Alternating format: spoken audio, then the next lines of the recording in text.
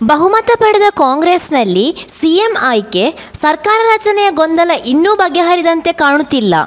DK Shivakumar ಹಾಗೂ ಸಿದ್ದರಾಮಯ್ಯ ಇಬ್ಬರು CM ಸ್ಥಾನಕ್ಕಾಗಿ ಪಟ್ಟು ಹಿಡಿದಿದ್ದು, ಮುಖ್ಯಮಂತ್ರಿ ಗಾದಿಯನ್ನೇರುವ ಇಚ್ಛೆಯಿಂದ ಕೈಬಿಡುವಂತೆಯೂ ಇನ್ನೂ ಬೇರೆಯವರಿಗೆ ಬಿಟ್ಟುಕೊಡುವಂತೆಯೂ ಕಾಣುತ್ತಿಲ್ಲವಾದ್ದರಿಂದ ಈ ಬಿಕ್ಕಟ್ಟು ಎಐಸಿಸಿಗೆ ತಲೆನೋವಾಗಿ ಪರಿಣಮಿಸಿದಂತಿದೆ. ಇದಕ್ಕಾಗಿ ಕಾಂಗ್ರೆಸ್ ಹೈಕಮಾಂಡ್ ಹೊಸ ಪ್ಲಾನ್ ರೂಪಿಸಿದ್ದು, 30 ತಿಂಗಳ ಅವಧಿಗೆ ಇಬ್ಬರಿಗೂ ಸಿಎಂ ಸ್ಥಾನ ಹಂಚಲು ತೀರ್ಮಾನಿಸಿದೆನ್ನಲಾಗಿದೆ. ಆದರೆ ಈ 30 ತಿಂಗಳ ಆಡಳಿತಕ್ಕೆ ಡಿಕೆ ಶಿವಕುಮಾರ್ ಸುತಾರಾಂ ನೋ ಎಂದಿದ್ದಾರೆ ಎನ್ನಲಾಗಿದೆ. ನಾನು ಈ ಬಾರಿ ಕಷ್ಟಪಟ್ಟು ಕಾಂಗ್ರೆಸ್ ಸರ್ಕಾರವನ್ನು ಅಧಿಕಾರಕ್ಕೆ ತಂದಿದ್ದೇನೆ, ಹೀಗಾಗಿ ನನಗೆ ಸಿಎಂ ಸ್ಥಾನ ಬೇಕೆಂದು ಹಠ ಸಾಧಿಸುತ್ತಿದ್ದಾರೆ ಎನ್ನಲಾಗಿದೆ. ಇನ್ನು ಸಿದ್ದರಾಮಯ್ಯ ಕೂಡ ಅಧಿಕಾರ ಹಂಚಿಕೆಗೆ ವಿರೋಧ ಸೂಚಿಸಿದ್ದು, ಕಾಂಗ್ರೆಸ್ ಹೈಕಮಾಂಡ್ಗೆ ತಲೆನೋವು ಬಗೆಹರಿಯುವ ಯಾವ ಸೂಚನೆಯೂ ಸಿಗುತ್ತಿಲ್ಲ.